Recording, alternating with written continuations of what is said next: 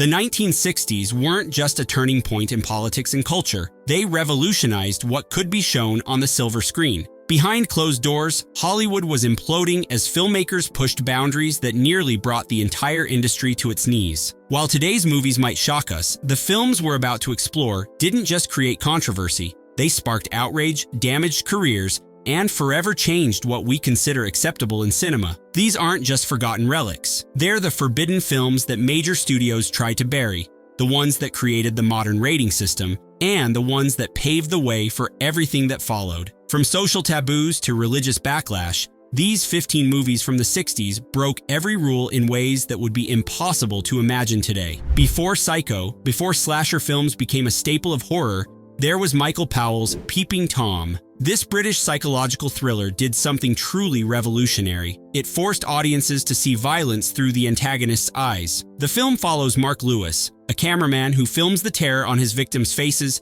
as he eliminates them with a blade concealed in his tripod. What made Peeping Tom truly disturbing wasn't just its voyeuristic premise, but how it implicated the audience in its violence. Every time you watched, you became complicit in the obsession. British critics were merciless, calling it sick, perverted, and evil. The backlash was so severe that Powell, once considered among Britain's greatest directors, found his career effectively destroyed overnight. Theater chains refused to show it. Censors demanded cuts. In some countries, it disappeared entirely, hidden away like a dark secret. The public wasn't prepared for a film that dared to suggest the act of watching could itself be unsettling, a critique that struck at the very heart of cinema. What's most shocking isn't just how Peeping Tom was received, but how it's viewed today. Now recognized as a misunderstood masterpiece, it anticipated the self-awareness of modern horror decades before Scream. Sometimes the film society tries hardest to suppress end up being the most prophetic.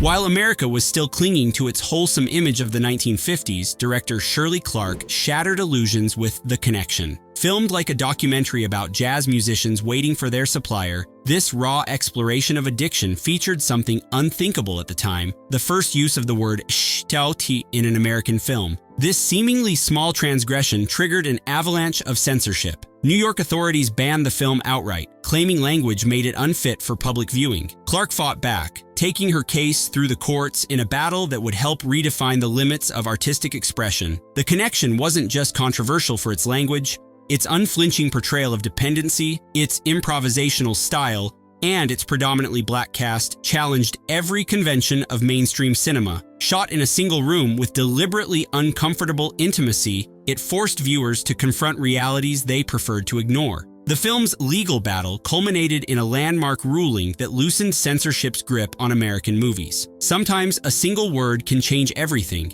In this case, opening the floodgates for more authentic dialogue in film that continues to this day. When Luis Buñuel's Viridiana won the Palme d'Or at Cannes in 1961, the Spanish government that had initially supported the film quickly changed its stance. What they'd failed to notice in the script was Buñuel's subversive attack on religion, morality, and Franco's regime itself. The film follows a novice nun whose attempt to help the poor goes disastrously wrong, culminating in one of cinema's most infamous scenes, a recreation of the Last Supper with beggars that ends in assault. The Vatican immediately declared it blasphemous, while Franco's government banned it outright. Spanish audiences wouldn't see the film legally for 16 years. To avoid Spanish censorship, Buñuel had created a masterpiece of subversion. The film suggested that Christian charity was futile, that depravity lurked beneath respectability, and that purity was impossible in a corrupt world. For a Catholic country under authoritarian rule,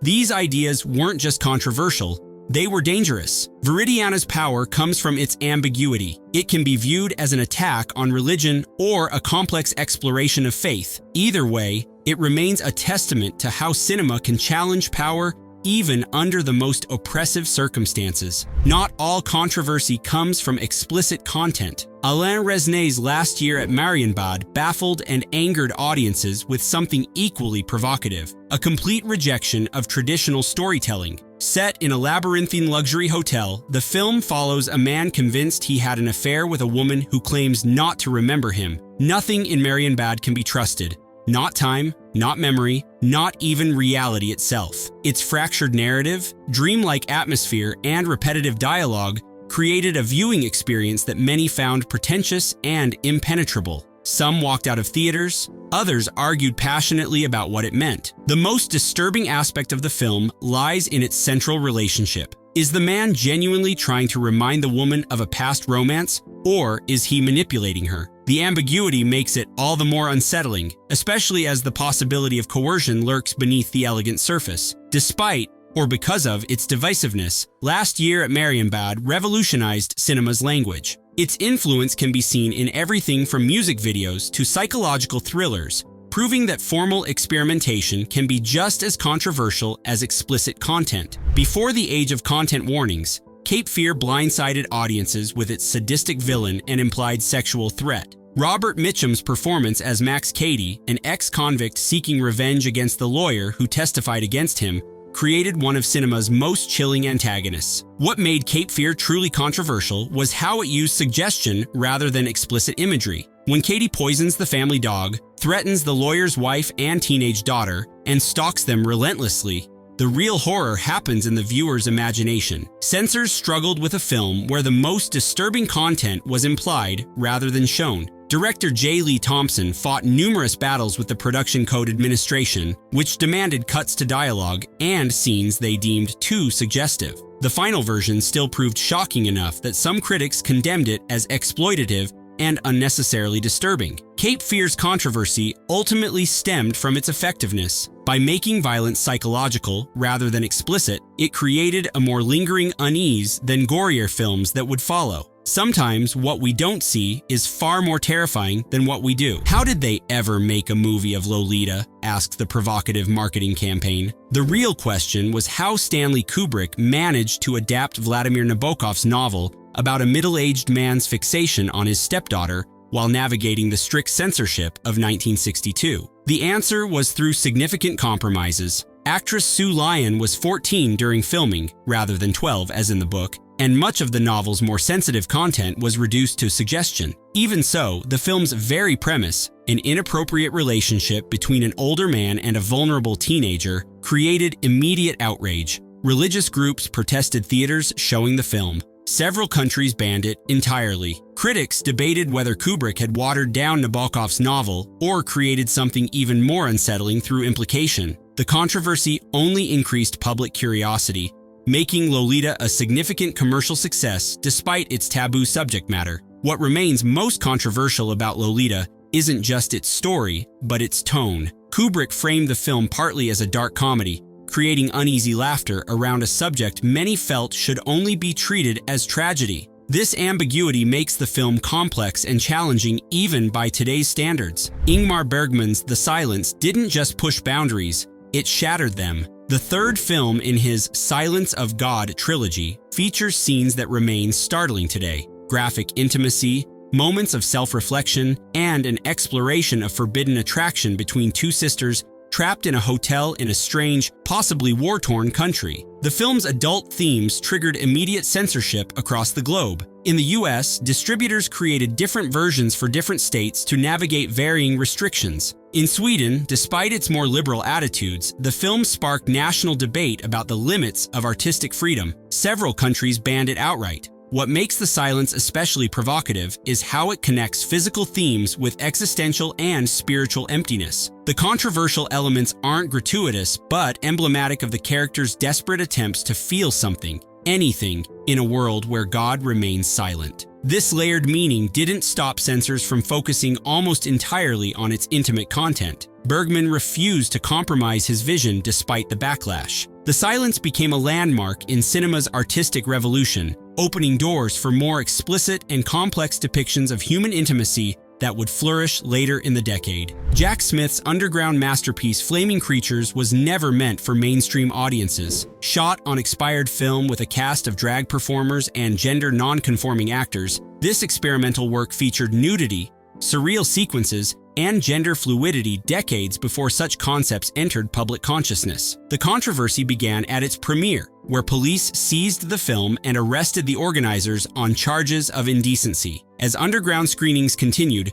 Flaming Creatures became a cause célèbre for artistic freedom, eventually reaching the Supreme Court in a landmark case about the definition of obscenity. What authorities found most threatening wasn't just the film's adult content, but its radical reimagining of gender roles. In an era when homosexuality was still criminalized, Flaming Creatures presented a world of freedom beyond conventional categories. For conservatives, this made it not just controversial, but revolutionary in the most dangerous sense. Despite, or because of, its legal troubles, Flaming Creatures influenced generations of filmmakers and artists. Its DIY aesthetics, bold politics, and defiant spirit can be seen in everything from John Waters films to modern independent cinema, proving that sometimes the most censored works have the most lasting impact. Kenneth Anger's Scorpio Rising turned the underground film world upside down with its provocative cocktail of homoeroticism, Nazi imagery, and irreverent use of Christian iconography. This 30-minute exploration of motorcycle gang culture created a visual language that would influence everything from David Lynch to MTV. The film's most controversial aspects came from its juxtapositions, scenes of bikers intercut with footage of Christ,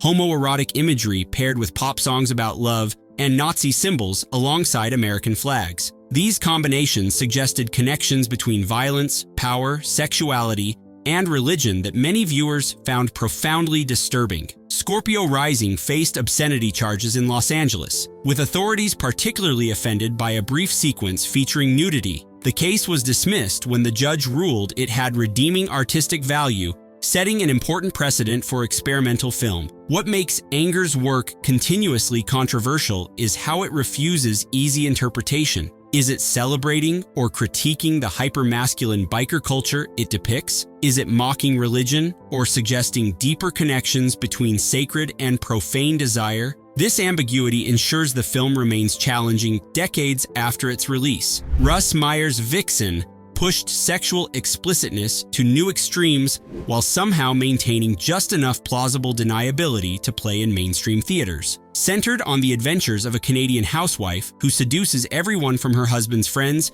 to her own brother, the film earned an X rating yet became one of the most profitable independent releases of its era. What made Vixen particularly controversial was how it combined sexual liberation with deeply problematic elements. Its protagonist embodies female sexual freedom, yet expresses racist views toward a Black American visitor. It celebrates pleasure, yet includes taboo relationships that many found deeply disturbing. The film's commercial success, despite its X rating, revealed how audience appetites were changing.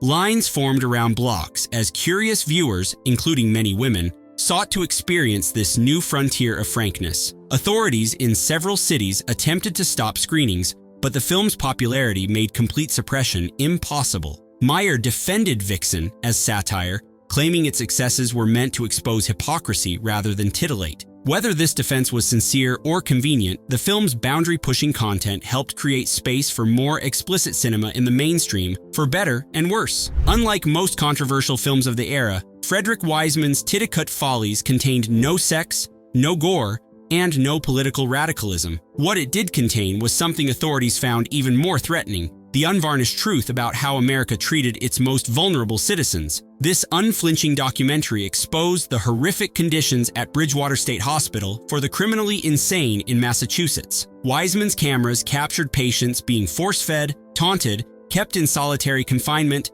and paraded unclothed before guards. The title comes from a disturbing talent show put on by inmates and staff. Massachusetts courts banned the film not for obscenity, but ostensibly to protect patients' privacy, though many suspected the real motivation was to hide the state's shameful treatment of mental patients. This legal battle created a unique situation where a film was banned not for what it showed, but for the act of showing it at all. The ban remained in place for 24 years, making Titicut Follies the only American film censored for reasons other than obscenity or national security. When finally released to the public in 1991, it was recognized as not just controversial, but revolutionary, a work that transformed documentary ethics and helped spark reforms in mental health treatment. Sweden had already developed a reputation for sexual frankness in cinema, but Vilgot Schumann's I Am Curious, Yellow, pushed boundaries that shocked even liberal audiences. Blending explicit sexuality with radical politics,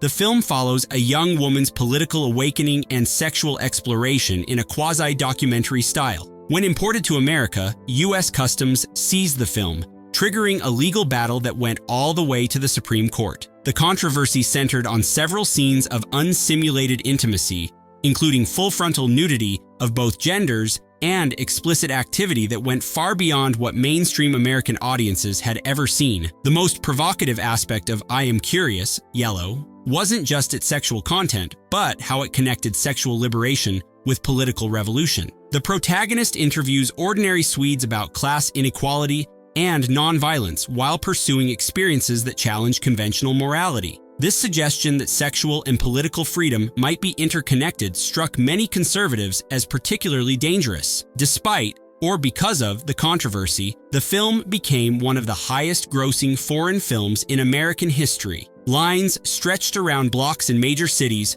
proving that censorship often creates the very interest it seeks to suppress. The film's legal victory helped pave the way for more explicit cinema throughout the 1970s. George Romero's Night of the Living Dead shocked audiences not just with its graphic violence, but with its unprecedented nihilism and subversive social commentary. Made on a shoestring budget outside the Hollywood system, this revolutionary horror film depicted zombies devouring human flesh with a realism that sent unprepared viewers fleeing from theaters. The controversy began when parents unwittingly brought children to what they thought was just another monster movie. With no rating system yet in place, families were exposed to scenes of zombies eating intestines and a daughter turning on her mother. Outraged parents and critics demanded some way to warn audiences about such content. What made the film truly subversive, however, was its casting of Dwayne Jones, a black actor, as the heroic lead who survives the zombie horde only to be shot by white vigilantes in the film's shocking conclusion. Released the same year as Martin Luther King Jr.'s assassination, this ending carried unmistakable racial commentary that many white viewers found disturbing. The controversy surrounding Night of the Living Dead directly contributed to the creation of the MPAA rating system later that year. More significantly, it demonstrated that truly revolutionary films often come from outside the system, made by those with nothing to lose and everything to say. Pier Paolo Pasolini's Teorema outraged religious and government authorities with its provocative blend of sexuality, mysticism, and Marxist politics. The film follows a mysterious stranger, played by Terence Stamp, who visits an upper-class Italian family and proceeds to seduce each member, father, mother, son, daughter, and maid, before disappearing, leaving them all transformed by the experience. The film's premise was controversial enough, but Pasolini's ambiguous treatment of the visitor, who might be an angel, a devil, or a revolutionary, added layers of religious provocation. Was this a story of divine visitation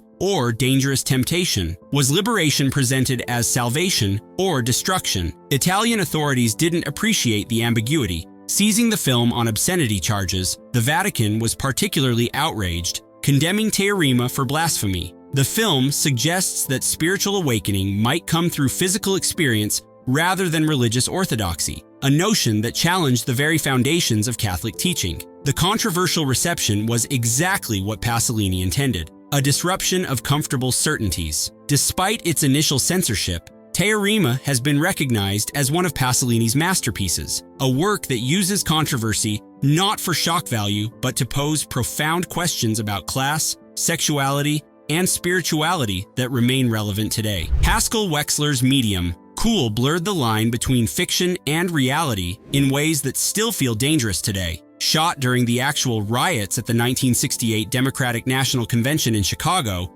the film placed its actors directly into real unfolding chaos, creating scenes where fictional characters dodge very real police batons and tear gas. The film's most controversial aspect wasn't just its graphic depiction of political unrest, but its implication that media coverage shapes, rather than simply documents reality. The protagonist, a television cameraman, gradually awakens to the ethical implications of turning suffering into entertainment, a critique that made many in the news industry deeply uncomfortable. Paramount delayed the film's release and demanded cuts, concerned about its political content during a time of national unrest. When finally released with an X rating for language and nudity rather than violence, Medium Cool faced further controversy when some theaters refused to show it, considering it too politically charged. What makes Medium Cool continuously relevant is how it questions the viewer's own position as consumer of images. When we hear a cameraman being warned, "Look out, Haskell, it's real," as tear gas approaches, the boundary between documenting unrest and participating in it collapses.